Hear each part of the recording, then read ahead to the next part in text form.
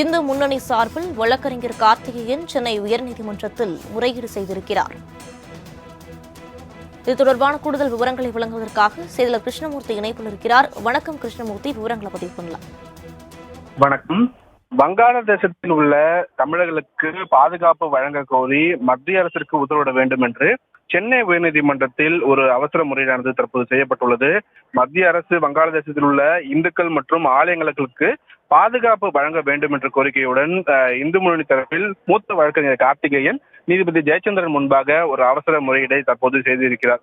அதில் குறிப்பாக மத்திய அரசு வங்காளதேசத்தில் உள்ள இந்துக்கள் மற்றும் ஆலயங்களுக்கு பாதுகாப்பு வழங்க வேண்டும், மத்திய அரசு அனைத்து நடவடிக்கைகளையும் எடுத்துள்ளதாகவும் உடனடியாக வழக்கை விசாரிக்க வேண்டிய அவசியம் இல்லை என்றும் நீதிபதி தரப்பில் தெரிவிக்கப்பட்டுள்ளது. குறிப்பாக இந்த வழக்கை வெள்ளிக்கிழமை விசாரணைக்கு வரும் என்றும் எதிர்பார்க்கப்படுகிறது. இந்த வழக்கின் அவசரத்தை தற்போது வரை தேவையில்லை என்றும் இந்த வழக்கின் பட்டியலிடப்பட்டு எண்ணிடப்பட்டு பிறகு அந்த நடைமுறைப்படி வழக்கமான பட்டியலில் இடம்பெற்ற பிறகாக விசாரிப்பதாகவும் நீதிபதி தரப்பில் தெரிவிக்கப்பட்டது. மூத்த வழக்கறிஞர் கார்த்திகேயன் இந்த கோரிக்கையை ஏற்க மறுத்த நீதிபதி வழக்கின் விசாரணையை வழக்கமான பட்டியலில் இடம்பெறும் என்று கூறி தள்ளி வைத்திருக்கிறார். வினிதா, விரிவான விவரங்களுக்கு நன்றி கிருஷ்ணமூர்த்தி.